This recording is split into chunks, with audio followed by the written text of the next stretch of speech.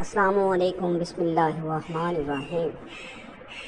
آج میری ویڈیو کا عنوان ہے حضور پاک صلی اللہ علیہ وسلم کی پیدائش پر ان کے چچا ابو لہب کافر نے اپنی غلام لونڈی جس کا نام صوبیہ تھا اسے آزاد کر دیا گیا۔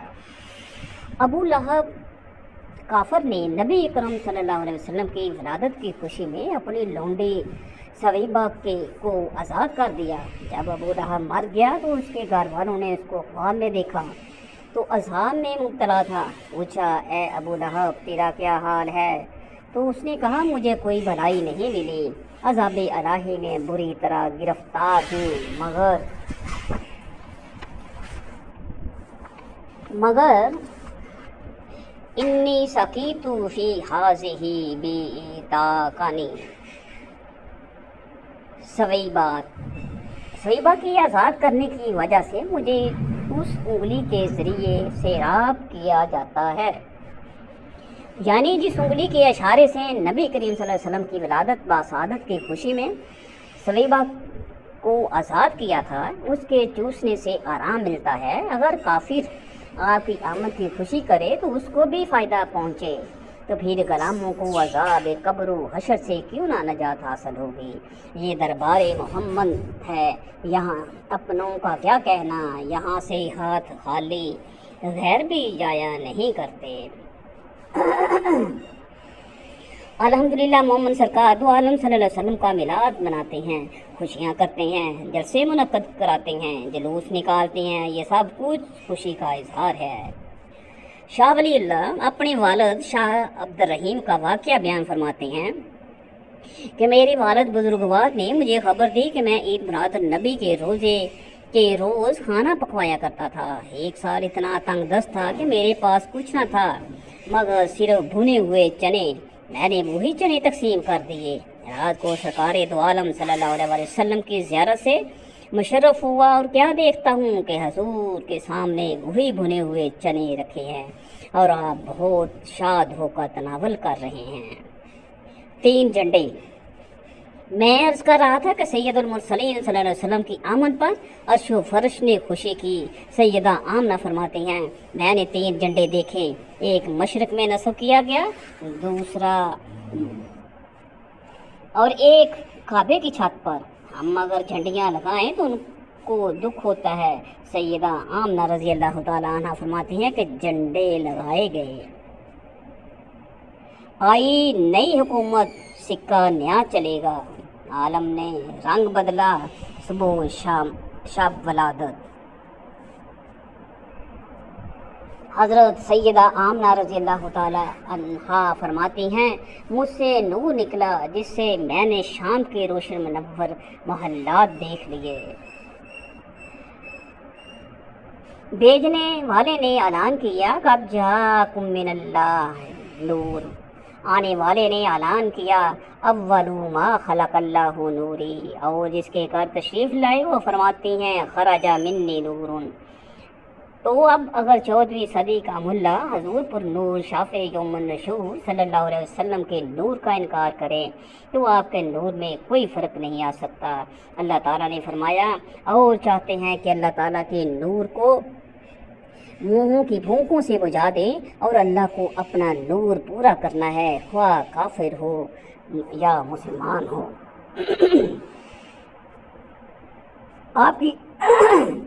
آپ کی ولادت باسعادت کے وقت اتنی روشنی ہوئی کہ آپ کی والدہ محترمہ نے اپنے بستر پر لیٹے لیٹے شام کے محلات روشن دیکھ لیے۔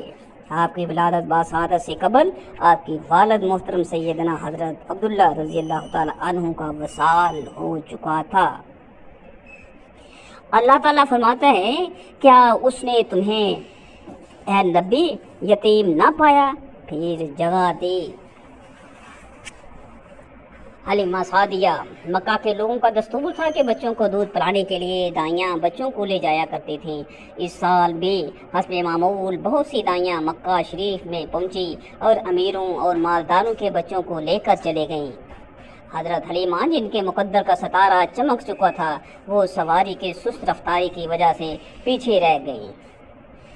जब मक्का पाक पहुंची तो मालूम हुआ कि तमाम बच्चे दाइयाँ हासिल कर चुके हैं, सिर्फ एक बच्चा जो दुर्रे यतीम है मौजूद है, उसकी तरफ किसी दाई ने तवज्जो नहीं की। लोग कहते हैं कि दाइयाँ मेरे आका को यतीम समझ कर छोड़ गईं। मेरा ईमान है कि आका अलैहिस्सलातु वस्सलाम ने किसी दाई को पसंद ही नहीं फरमाया था। हजरत हलीमा को जब कोई बच्चा ना मिला तो अपने खामद से मशवरा करने लगी कि खाली हाथ जाना मुनासिब नहीं, इसलिए मैं इस दुर्रे यतीम को ले आती हूँ। हलीमा सादिया आस्ताना रसूल सल्लल्लाहु अलैहि वसल्लम पर पहुंची और सैयदा आलम की ज़ियारत से मुशर्रफ हुई तो हुस्न रसूल को देखकर दिलो जान से कुर्बान हो गई। मेरे आका अलैहिस्सलाम ने अपनी रज़ाई वालदा को देखा तो तबस्सुम फरमाया, गोया ज़बाने हाल से अरशाद फरमाया, ए हलीमा, अगर तू सारी दाइयों के बाद आई है तो मैं सारे नबियों के बाद आया हूँ। सुभान अल्लाह। हज़रत हलीमा सादिया ने आपको उठाया और माथे का बोसा लिया और दाएं पस्तान मुबारक से दूध बनाना शुरू किया। फिर जब बाएं पस्तान को आगे किया तो आपने मुंह फेर लिया, इसलिए कि आपका एक रज़ाई भाई था। आपके अदल इंसाफ ने ये पसंद ना फरमाया कि उसके हिस्से का दूध पिया जाए। फिर हज़रत हलीमा ने आपको उठाया और अपने घर की तरफ रवाना हो गई।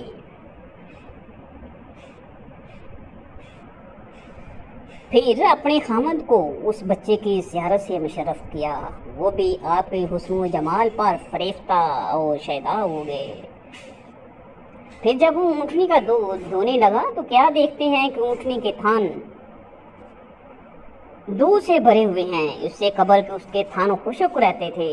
उन्होंने दूध धोया, इतना दूध निकाला कि हलीमा और उसके खामद ने खूब पिया और आराम के नींद सोए।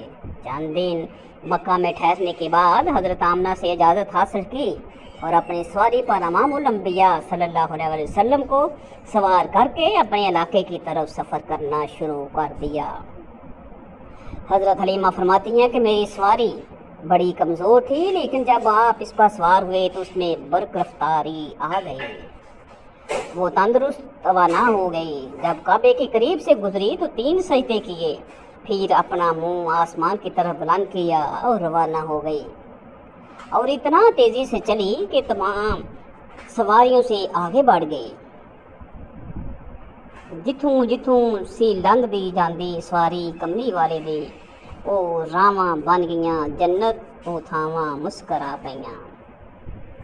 हज़रत हलीमा फरमाती हैं कि जो औरतें हमरा थी कहने लगी, ए हलीमा, क्या ये वही सवारी है जो आते वक्त चल भी नहीं सकती थी? मैंने जवाब दिया, हाँ सवारी तो वही है, मगर सवार की बरकत से उसमें तेज़ी आ गई। हज़रत हलीमा फरमाती हैं, मैंने सुना कि मेरी सवारी कह रही थी, बाखुदा इस बच्चे की बड़ी असमत और बरकत है। मैं मुर्दा थी, उसने मुझे जिंदा कर दिया है। मैं नहीफ हूँ, कमज़ोर थी, उसने मुझे ताकतवर दवाना कर दिया।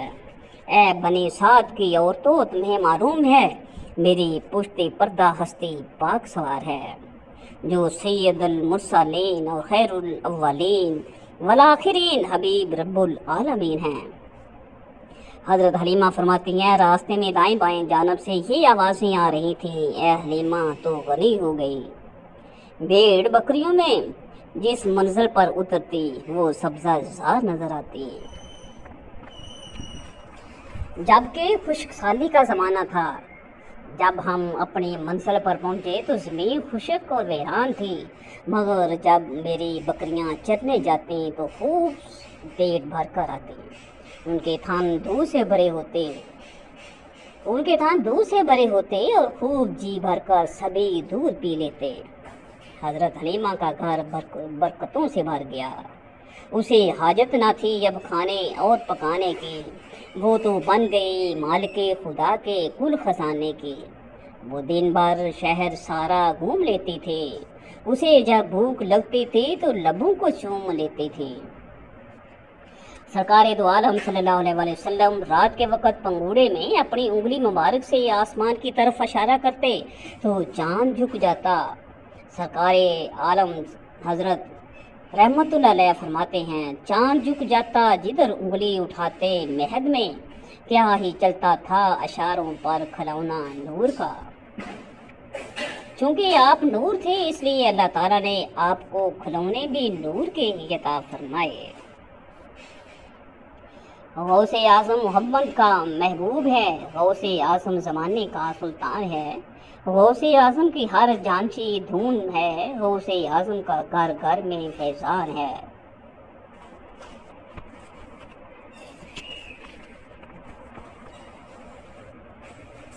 قرآن مجید فرقان حمید سے ایک آیت کریمہ کی تلاوت ہے۔ یا ایھا الذین آمنوا اتقوا اللہ وکونوا مع الصادقین، اے ایمان والو اللہ تعالیٰ سے ڈرو اور بچوں کے ساتھ ہو جاؤ۔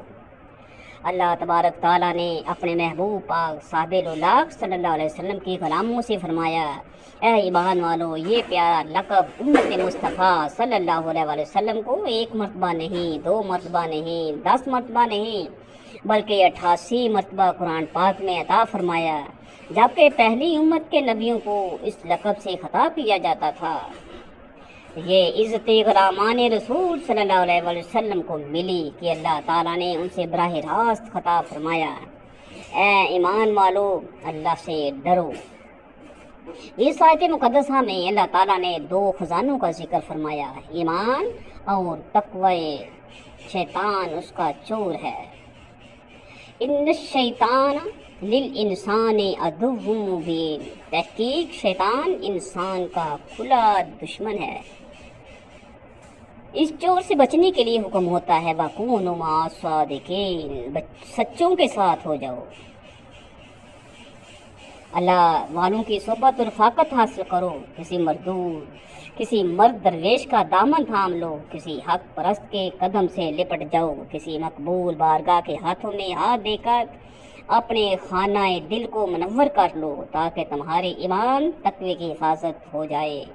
اس لیے ہر نمازی کو نماز میں یہ دعا مانگنے کی تلقین کی گئی، اہدنا الصراط المستقیم صراط الذین انعمت علیہم، اے اللہ ہمیں سیدھا راستہ دکھا، راستہ ان لوگوں کا جن پر تیرا انعام ہوا، وما علینا الا البلاغ المبین۔